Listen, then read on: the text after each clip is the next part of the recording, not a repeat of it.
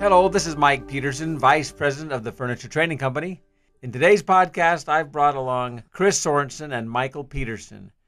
Today we want to talk about telephone calls and how to handle the phone calls because, to be frank, we take some rather strange and funny phone calls here. And so we thought we'd start with maybe sharing a couple of examples we've had. Michael, I know you talked about one this last week. Just last week I was talking to somebody and I asked if I could be transferred to voicemail, and he said, "What?" I said, "Yeah, can I be transferred to voicemail?" And he said, "I don't even know that. I don't even know his voicemail. How can I transfer you to it?" And as I talked to him, I was thinking, how does this salesperson at this furniture store know that I'm not wanting to buy furniture? Taking phone calls correctly is very important.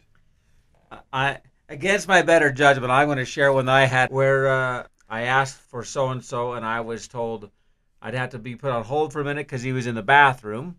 I think sometimes on the phone people forget that's free advertising, and bad stories travel a lot faster than good. So we want to talk about some things that we do here to make sure when calls come in that we handle the calls correctly, that we're professional. We want our clientele, we want our customers to believe in us and trust us. So maybe we can start out, because these guys do a darn good job. When you call in, I guarantee you'll talk to someone who's friendly and helpful. So I want to start and just ask, what do you do, Chris, to be a kind and helpful soul? Well, the thing that I always think of is, first of all, aside from addressing their main concern, I've got a couple ideas in my mind about how I want to treat the person on the other end. And the main thing that always sticks out to me is I want to treat them as a friend or a family member, somebody who genuinely needs some help. And because I've got the resources, it's literally my pleasure to help them out. So that helps me when I'm, starting a conversation with them. Maybe if they're having difficulties understanding our instructions, helps me be patient and kind and happy. And I suppose our most common incoming call, besides sales, are questions about my username and password. Oh, all the time. Yeah. And so it is a pleasure we want to help. And so we want to portray that we're happy about helping. What I think it is sometimes, too, is that salespeople or people that answer the phone treat phone calls as if it's a burden for them, as if the person calling is wasting their time. When me and Chris take phone calls, we let them know that they are not a burden for us, but it's a pleasure to help them. We want to help them. We're here to help them. We get paid to help them, and we love it. And we just enjoy what we do because we get to help people with their training.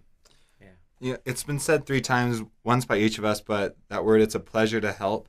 I know it sounds kind of corny, but really when you can get into that habit of enjoying phone calls, enjoying who you're talking to, it really makes the difference, because even though they can't see your face, they can tell a lot about how you're feeling and how you feel about their phone call just by the way you talk to them. When I walk around the office and you guys are on the telephone, I look to see what you're doing.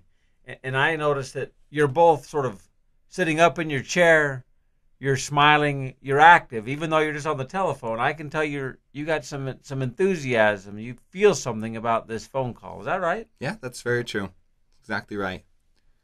And when a phone call comes into a retail establishment, to a furniture store, those customers who call in ought to be treated very well. They ought to be treated. We don't know why they called in, but it could certainly turn into a sale, and we ought to treat people with the respect they deserve and try to help them.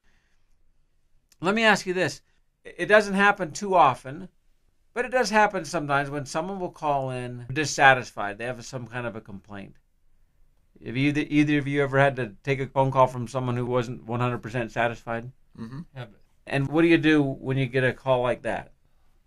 Well, one of the first things I like to do is just listen to the customer. I feel that as salespeople take phone calls, rather than listening to their customer, they'd rather tell their customer how things are.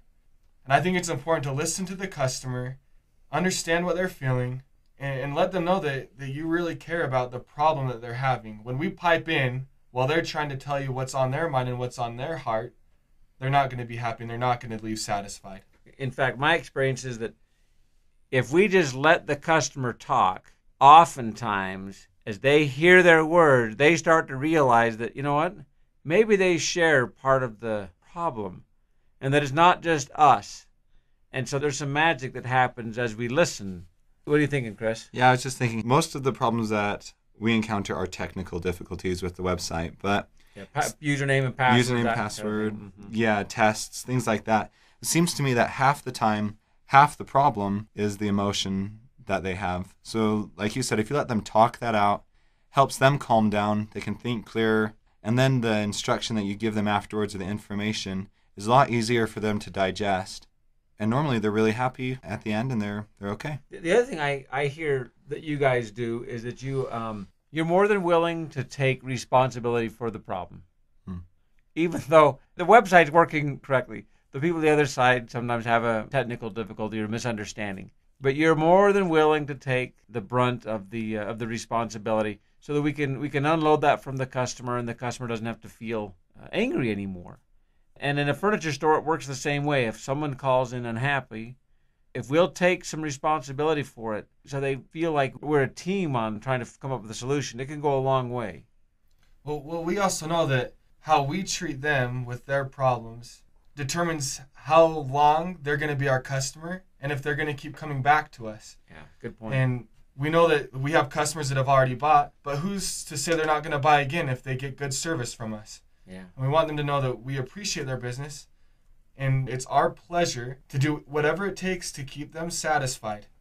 And that's why we do what we do. And we recognize that customers talk to other customers and potential customers. And for whatever reason in the world, the way the world operates, people are much more likely to say bad things than good things. And so we don't need people talking ill about our company, and no furniture store needs customers talking ill about their store. Another thing that we do is we don't put people off. If they've got a situation, we handle it now. We don't want them to have to sit around and stew any longer. They're already bothered. Let's just resolve this as quickly as we can. And as one of the owners of the company, we've given Michael and Chris decision power. They know what kinds of things they can do to help make sure the customer's happy. And that's a good thing for a furniture store as well. As much as we can to let salespeople deal with problems and not have to always go through this chain of command during which the anger becomes just more and more apparent and frustration just continues to rise and grow. Well, I just want to say that the training that we offer, there is a lesson that teaches how to handle these complaints from customers we get at times. And it teaches a lot of what we just talked about. Listening to the customer, acknowledging feelings, apologizing for problems, determining a solution, and taking immediate action, as Mike was just talking about. And we just refer you to that lesson. It's called Responding to Customer Complaints. And we encourage you to take a look at that and learn exactly what you need to do to help your customers with their complaints. You want to practice and work on these and think about these until they become a part of who you are. And you just always, when you talk with a customer, you want to do it thinking about it's a pleasure. You want to listen to them and recognize all those things that help that customer feel good and positive and want to come back to your store.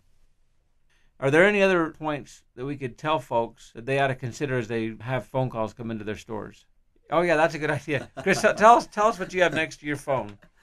Next to my phone, I've got a little inspirational quote, and it's a bit long, so I can't rattle it off to you right now. If I just talk to someone who's really grouchy, I'll read this inspirational quote, and it helps me feel better.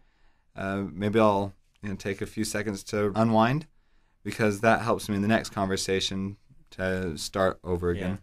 It helps you refocus and think about again what exactly your job is. And, and while you may not satisfy everybody, overall, you guys satisfy a lot of customers. That's our goal. If I was to give one little piece of advice here at the end of this podcast, it would be to don't get down on yourself about the phone calls. I mean, when me and Chris started here a while back, we weren't very comfortable with the phones. And as we practiced and as we took the lesson that we offer on our training website, we've gotten better and we feel more comfortable. And I tell you to just relax when you're on the phone and have fun. Let the person know that you're happy and you're willing to help. And just have fun and be relaxed. Yeah, you want to listen and you want to bring those customers into your store. And the more pleasant you can be, the kinder, the more upbeat you can be, the more successful you're going to be at bringing folks into the store where you can actually sell to them. You know, Mike, one of the things that I've been thinking about is that an inbound call is the exact same as someone walking through that front door. I mean, I know they don't have the same amount of time, but they have the same opportunity. You're exactly right, Chris. Whether a customer calls to find out the hours of the store or ask something about an ad or, they want directions, this is your chance to start to build a relationship, to start to build some trust. Somehow, you have to connect with this customer because, as we all know, in sales are all about relationships. And this is your chance when a phone call comes in to build a relationship. So that customer wants to come in and you can serve them, meaning you can sell to them. You have to think about what's your main goal with a phone call. If somebody calls in asking about your sale going on at your store, is your goal just to explain to them about the sale that's going on at your store? Or is it to get them excited to come into your store and see what you have to offer? Yeah, and Michael, that's true. If they call and ask for directions to your store, what really should you do with that? Is it just about telling them the direction to the store? Absolutely not. Certainly you want to answer their question about direction to the store, but you want to say things that will help them to say, I need to go in now. Right now. Yeah, I want to be there. That's the place to be. And I want to have so-and-so help me. He was very kind on the phone, very pleasant. He knows his stuff. That's the guy that's going to be able to help me find the furniture I'm looking for to finish my room. Yeah, whenever you're going into uncharted territory, it's always nice to have a friend. And so if you've already established even a smidgen of a relationship with this potential customer, when they come into the store, say, ask for me, ask for Chris. And if you're there to greet them, they'll feel more comfortable and they'll already be open to you showing them furniture. Well, and also, not that you have to do the whole discovery process, which is taught with sales skills lessons, but if you can discover what this customer needs and tell them, hey, I've got 2 or 3 recliners here that are perfect for your home, they're going to be a lot more interested in going there than if you just say, yeah, we've got recliners that are 20% off today.